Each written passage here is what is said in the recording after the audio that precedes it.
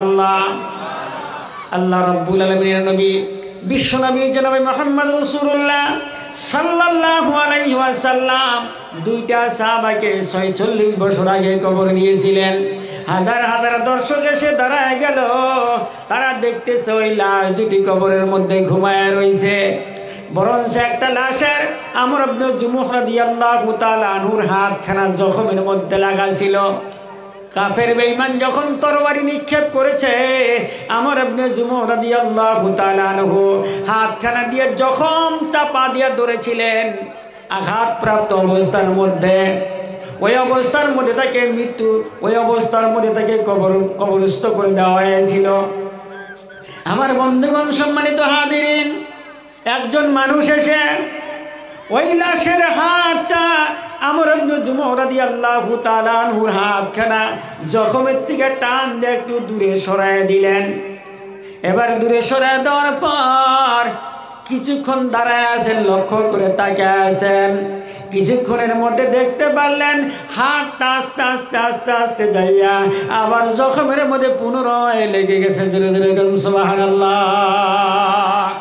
আমার বন্ধুগণ, সম্মানিত ভাইরা, আল্লাহর নবী বলেছেন, যারা ইসলামের জন্য জীবন দিয়েছে, যারা শহীদ হয়ে গেছে, এরা মৃত্যুবরণ করে না, এরা আজীবন কাল কবরের মধ্যে জীবিত থাকে। আল্লাহ পাক কোরআন শরীফের মধ্যে বলেন, এই সমস্ত মুর্দাগানের জন্য, এই সমস্ত সুহাদা ইকরামের জন্য আল্লাহ রাব্বুল আলামিন জান্নাতের থেকে খানার ব্যবস্থাও তাদের জন্য করে থাকে। সুবহানাল্লাহ। আমার বন্ধুরা, আমার ভাইয়ারা, এখন আসেন আমি বাস্তব জীবন নিয়ে কথা বলতে চাই। ও সোনার ভাইরা, যুবক, আপনার দ্বারা ইসলাম প্রচার হয়েছিল। বর্তমান সমাজের মধ্যে যে অবস্থা আমরা চলতেছি, একটা সুন্নত পর্যন্ত আমার আপনার সাথে পাওয়া যায় না। আমার আল্লাহর নবী বলেন, মান আহাব্বা সুন্নতি ফাকাদ আহাব্বানি। আল্লাহর রাসূল বলেন, আমার একটা সুন্নতকে যে ব্যক্তি মোহাব্বত করলো, সে আমাকেই মোহাব্বত করলো। আর যে ব্যক্তি আমাকে মোহাব্বত করলো, কিয়ামতের কঠিন ময়দানে সে ব্যক্তি আমার সঙ্গেই জান্নাতে প্রবেশ করবে। জোরে বলুন সুবহানাল্লাহ। আমার বন্ধুগণ, সম্মানিত হাজিরিন, আল্লাহ রাব্বুল আলামিন কোরআনে কারীমের মধ্যে সুন্দর করে বলে দিয়েছেন, ইন্নাল্লাহা আশতারা মিনাল মুমিনিনা আনফুসাহুম ওয়া আমওয়ালাহুম বিআন্না লাহুমুল জান্নাহ। আল্লাহ রাব্বুল আলামিন বলেন, নিশ্চয় করে মুমিন বান্দার জান এবং মালকে আমি আল্লাহ ক্রয় করে নিয়েছি, আমি আল্লাহ কিনে নিয়েছি। আমি আল্লাহ রাব্বুল আলামিন মুমিনদের জান এবং মাল খরিদ করে নিয়েছি। বিনিময়ে আমি আল্লাহ রাব্বুল আলামিন জান্নাত দিব। জান্নাতের বিনিময়ে আমার মুমিন বান্দার জান এবং মালকে আমি কিনে নিয়েছি। সুবহানাল্লাহ। আমাদের জান এবং মাল যেটা আছে, এটা আল্লাহ পাক ক্রয় করে নিয়েছেন, বিনিময়ে আমাদেরকে আল্লাহ জান্নাত দিবেন। যারা বলেন সুবহানাল্লাহ।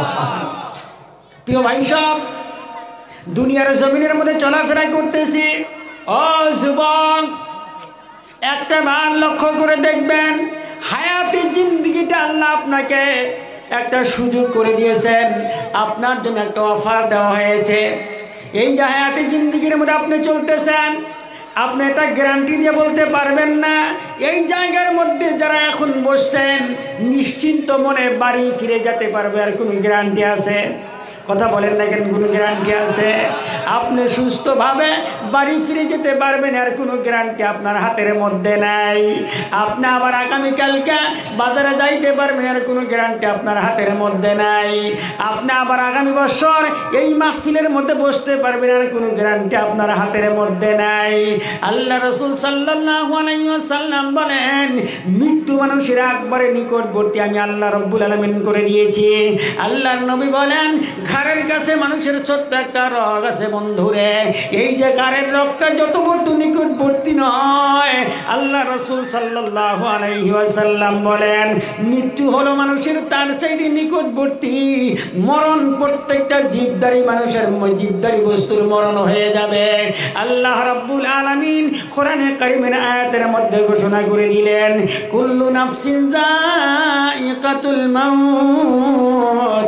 আল্লাহ রাব্বুল আলামিন বলেন, পৃথিবীর জমিনের মধ্যে যতগুলা জীবধারী বস্তু আছে, যতগুলা জীবিত বস্তু, জীবধারী যতগুলা প্রাণী আছে, আল্লাহ রাব্বুল আলামিন একদিন না একদিন হইলেও প্রত্যেকটা জীবধারী বস্তুকে মৃত্যুর স্বাদ গ্রহণ করা লাগবে, মৌতের মজা গ্রহণ করতে হবে।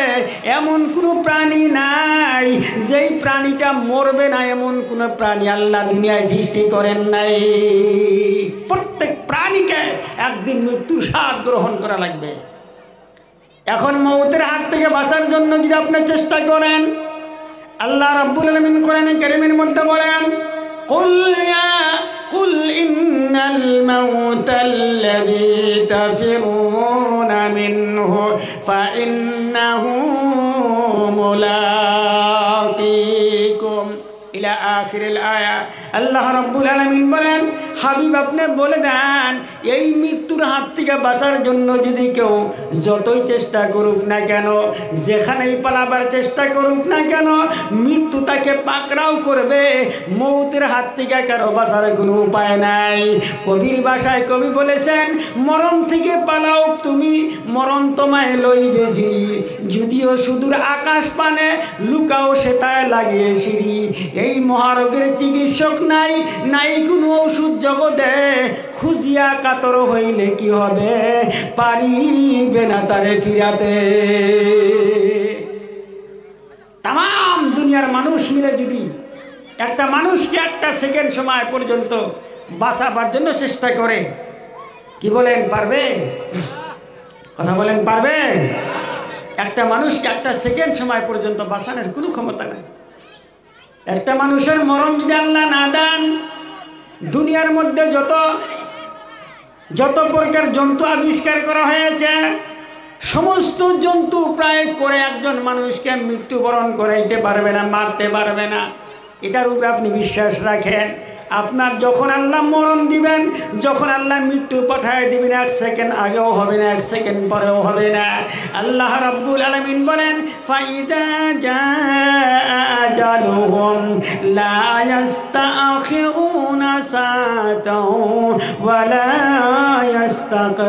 ইস্তাকদিমুন। আল্লাহ রাব্বুল আলামিন বলেন, আমি যখন যার মরণ পাঠায় দিব, এক সেকেন্ড আগেও হবে না, এক সেকেন্ড পরেও হবে না। নির্ধারিত সময় যেটা যার আছে, সময় মতন তার মৌত হয়ে যাবে। তুমি যে অবস্থায় থাকো না কেন, তুমি যেখানেই থাকো না কেন, আল্লাহ পাকের দেখার কোনো বিষয় না, আজরাইলের দেখার কোনো বিষয় নাই। তুমি যে অবস্থার মধ্যে থাকো, আজরাইল তোমার কাছে কোনো পারমিশনও নিবে না। তুমি যে অবস্থার মধ্যে থাকো, ওই অবস্থার মধ্যে তোমার মরণ হয়ে যাবে। আমার বন্ধুগণ, দুনিয়ার সমস্ত প্রাণী মৃত্যুবরণ করবে, এমনকি আজরাইল আলাইহিস সালাম, যিনি মানুষের জান দান করেন, যিনি মানুষের জান কবজ করেন, এই আজরাইল পর্যন্ত একদিন মৃত্যুবরণ করা লাগবে। দুনিয়ার সমস্ত প্রাণী যখন শেষ হয়ে যাবে, সর্বশেষ আল্লাহ রাব্বুল আলামিন আজরাইল আলাইহিস সালামকে বলবেন, আজরাইল রে, আর কে বাকি আছে মরণের জন্য, আর কে বাকি আছে? আজরাইল আলাইহিস সালাম বলবেন, আল্লাহ, এখন আমরা চারজন বড় বড় ফেরেশতা বাকি আছি। আল্লাহ রাব্বুল আলামিন বলবেন, কে কে চারজন ফেরেশতা? আজরাইল আলাইহিস সালাম বলবেন, আল্লাহ, হযরতে জিবরাইল আলাইহিস সালাম বাকি আছে, হযরতে মিকাইল আলাইহিস সালাম বাকি আছে, হযরতে ইসরাফিল আলাইহিস সালাম বাকি, আর আমি আজরাইল আপনার সামনে দাঁড়ায় আছি। আল্লাহ রাব্বুল আলামিন আজরাইল আলাইহিস সালাতু ওয়াস সালামকে বলবেন, আজরাইল রে, এবার তুমি হযরতে মিকাইল আলাইহিস সালামের জান কবজ করে ফেলো। হযরতে মিকাইল আলাইহিস সালাম মৃত্যুবরণ করবেন, এরপরে হযরতে ইসরাফিল আলাইহিস সালামকে মৃত্যুবরণ করানো হবে। এরপরে হযরতে জিবরাইল আলাইহিস সালাম, যিনি এত বিশাল বড় ফেরেশতা, হযরতে জিবরাইল আলাইহিস সালাম এত বড় আকৃতি দিয়ে আল্লাহ রব্বুল আলামিন তাকে দুনিয়ার মধ্যে পাঠিয়ে দিয়েছেন, এত বড় আকৃতি সৃষ্টি করেছেন। হযরত জিবরাইল আলাইহিস সালাম আল্লাহর নবীর সামনে এসে বলেছিলেন, ইয়া রাসূলুল্লাহ, ইয়া হাবিবাল্লাহ, আল্লাহ পাক আমাকে এত বড় করে বানাইলো, আল্লাহ রব্বুল আলামিন আমার দেহটা এত বড় করে বানাইছে নবী গো। এই যে আকাশ জমিন আছে, সপ্তম আকাশ জমিনের মধ্যে যতগুলা পানি আল্লাহ পাক সৃষ্টি করেছেন, সমস্ত পানিগুলি যদি আমি আজরাইলের মাথার মধ্যে ঢেলে দেওয়া যায়, সমস্ত পানি মিলে আমি জিবরাইলের মাথার চুলগুলা ভিজে পানিগুলা চুলের আগা পর্যন্ত পৌঁছাইতে